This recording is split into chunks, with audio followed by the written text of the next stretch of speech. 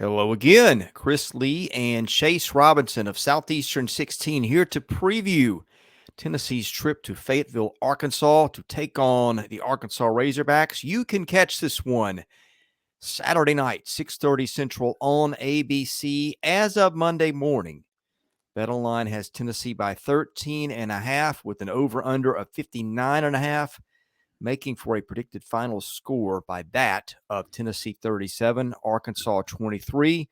My model has Tennessee by 13.5. Chase, the Vols had a week off to prepare for a road trip, while Arkansas had just a disappointing loss to Texas A&M in a game that we thought was there for the taking and was, but Arkansas just couldn't come up with the play to do it. Yeah, and that kind of goes along with what we've seen as a trend in the last couple of years of close games. Arkansas not able to finish those close games, so they couldn't finish it out at A&M, and yeah, I think they're catching Tennessee, at a time where they've had an extra week to get ready for this game, to heal up some if there were any injuries. So I think Tennessee will be ready for this road trip. And, it's just been such a roller coaster, I feel like, for Arkansas this year, and trying to figure out, well, what Arkansas team are we going to see on the field each week. It's kind of hard to gauge when it comes to getting ready for these games, because we've seen really good Arkansas and we've seen some sketchy moments. And so I'll be interested to see this matchup on Saturday, which Arkansas team we get. We usually start with when the visiting team has the ball. That's what we'll do here. Tennessee averages 54 points a game on 77.5 snaps.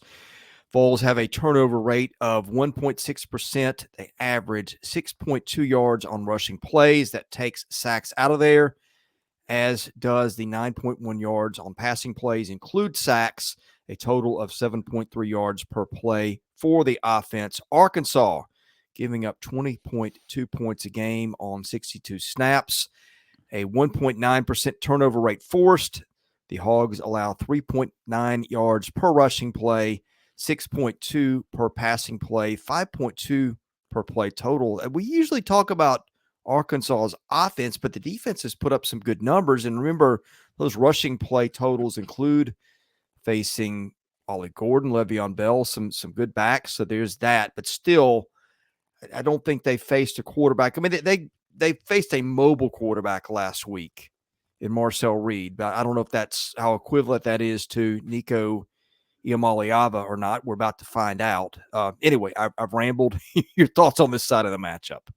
Yeah, you're right. I mean, the Arkansas defense hasn't seen what they're going to see. Now, I will say that I thought Arkansas's defense did a really good job in the first half of stopping Ollie Gordon in that Oklahoma State game. They really kept him inside the hash marks. He wasn't able to get outside, which is when he's most dangerous. And so maybe they go with that same thing of, hey, let's keep Tennessee in as tight as we can, because that offense is explosive, and the run game's incredible. Nico is he has a great arm on it as well. And Dylan Sampson's been so dangerous this year running the football. I mean, Arkansas has so many things defensively to hone in on this Tennessee offense. And I think that's where they can get in trouble, because, again, there's a lot of weapons. There's a lot of receivers. They run the ball so well, including Nico. And so I think that could be where Tennessee is able to get some momentum, is using all these weapons, because there's so much for Arkansas to hone in on when it comes to this team, with all the talent. There's so much talent on the field for Tennessee this year offensively.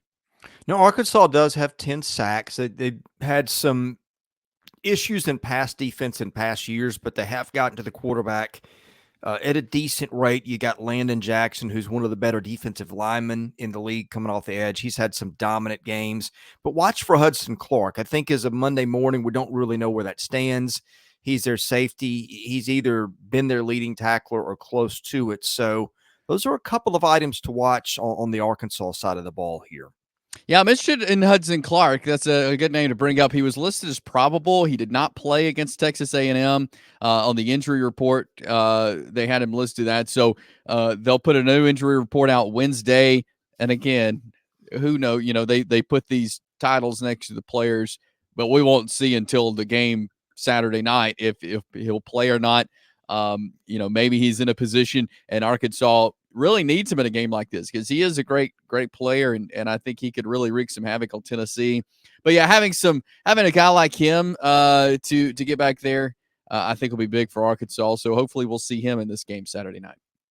All right, before we examine the other side of the matchup, a reminder, we're brought to you by BetOnline, the world's most trusted betting platform and your number one source for everything football. BetOnline has every stat, every matchup, even live odds and spreads to bet on during the games. Think you know your stuff? Get in on our $200,000 mega contest and pick 5 games against the spread every week for your chance at weekly prizes and a share of $200,000. And again, if you want to pick the spread on this one, it's Tennessee minus 13.5. When the game is over, head on over to our online casino, get in on a game of blackjack or poker, or unwind with one of over 150 slots games. Head to the website today to get in on all the action. Bet online, the game starts here. Now, I think this side of the ball is pretty interesting. I think this will be, and I'll check the schedule to make sure I'm not missing anything, depending on what you think of NC State. I don't think a lot of them. But I think this will be the best, certainly the offense with the biggest upside that the Vols have faced. We've talked about Taylen Green, and the results vary from week to week, but certainly the guy can make huge plays. You go back to the game against Auburn a couple of weeks ago where he threw a touchdown pass and went about 65 yards in the air after being on the move a little bit. He is dangerous with his legs. He's a big, tall, well-built athlete. They've got Armstrong, who's had a ton of catches. They got a tight end and Luke Haas that I really like.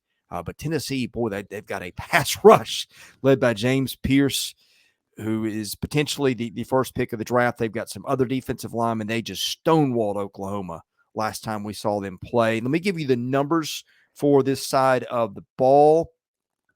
Arkansas's offense averages 35.8 points a game, 76 snaps. They turn it over 2.6% of the time. That's a red flag. Exactly a 50-50 run-pass balance. 6 yards average per rushing play, 7 per passing play for a total of 6.5 per snap. Tennessee's defense statistically may be the best in the league. Maybe not in scoring defense, although they're up there, 7 points a game. But actually, they're tied now in scoring defense with Texas. But they're only on the field 56 snaps a game. That's a good number. Turnover rate, 3.1%. That's excellent. Teams throw it against them 46% of the time. They average 2.1 yards per rushing play. Again, sacks are taken out of the running stats in that calculation. 4.4 yards per passing play. Sacks are added into that one. 3.1 yards per play against Tennessee on the whole. I think that leads to the league. Now, again, Tennessee has not played the greatest offensive schedule, but still those are outstanding numbers. We think they've got some talent. I think the thing I'm watching here is how do Tennessee's corners hold up if Arkansas can pass protect? Because I think that's the one place that we felt they might be vulnerable, but nobody's really been able to test that against the Vols this year. Right. Yeah. There's no doubt this defensive front for Tennessee is just incredible. And it's hard to emulate that in practice if you're Arkansas, of what you're going to see and the pressure you're going to get if you're Taylen Green and these guys back there. And so I think that is one big advantage Tennessee has is this defensive front. But look, when they were playing Oklahoma, it was a really beat up offensive line for the Sooners. And so, yeah, I don't know if we've quite seen them go against a healthy offensive line, which I think is what Arkansas has coming into this game, as far as I know. And so, yeah, that will be interesting to see if they can protect Taylen Green, give him some time to work. And I think that's going to be a key for Tennessee all year in every game they play. The amount of pressure they can provide and cause the opposing quarterback to make mistakes, make rash decisions, and really just get stuck, with nowhere to go. And so I think that definitely is an advantage for Tennessee. But look, Taylen Green, he's a good quarterback. Bobby Petrino has faced these kind of teams before as an offensive coordinator, so he's going to be dialing some things up this week that they could do against this pass rush. But yeah, it is incredible what Tennessee is defensively, especially along that defensive front. It's going to be an incredible challenge. I'm interested to see if they can provide enough holes for Jaquindon Jackson to get loose and make some things happen as well offensively for Arkansas. Yeah, you mentioned Quinton Jackson. I was going to bring that. I think that's going to be a key. Can they get him established early and get ahead of the chains? I don't know that you want to be third and long against these guys a lot. And look, I Yeah. put my money where my mouth is. In our weekly fantasy football contest, Jaquindon Jackson and Dylan Sampson have been the two backs I've been rolling with most weeks because I think they might be the two best backs in the league. So look out for that. I think that's a key for Arkansas is just establishing him in the run game. All right, let's get into picks and why, Chase, and I will start with you. Yeah, I'm going to take Tennessee. I mean, again, I think they're one of the best teams in the country for a reason. You know, maybe Arkansas can make this competitive in the first half. That wouldn't surprise me. But I think Tennessee is just really good, and they're going to pull it out and win this game big. As we get to the end of the game, I think we're going to be saying that a lot for Tennessee this year. They're going to win games big because of the offensive weapons they have, and because of that pass rush we mentioned, and the pressure that they're going to put on these quarterbacks. Yeah, I'll give you both sides. I think if you play this game 10 times, is Hugh Freeze would like to play some games 10 times. You know, just going to say. I think Arkansas probably wins a couple being at home, and just because Taylen Green can just do some really spectacular things at times. And again, we do have some questions about Tennessee secondary. I'm not saying they're bad, but I'm just saying we have not seen them tested against an elite team that can really throw the ball downfield with some consistency. So we've got something that Arkansas can do well against what looks like an unknown. But here's the problem I have is the more I watch Arkansas play, the consistency factor with Taylen Green just hadn't been there. What my fear is for Arkansas that I think that you're going to try to run the ball with Jaquindon Jackson. You're going to have some success, but Tennessee's run defense has been so stingy, Chase, Yep. that, Yep. that it sets up third and long. And I think third down conversions are going to be a big thing. I just think Taylen Green's completion percentage has not been consistent enough for me to pick them in this game.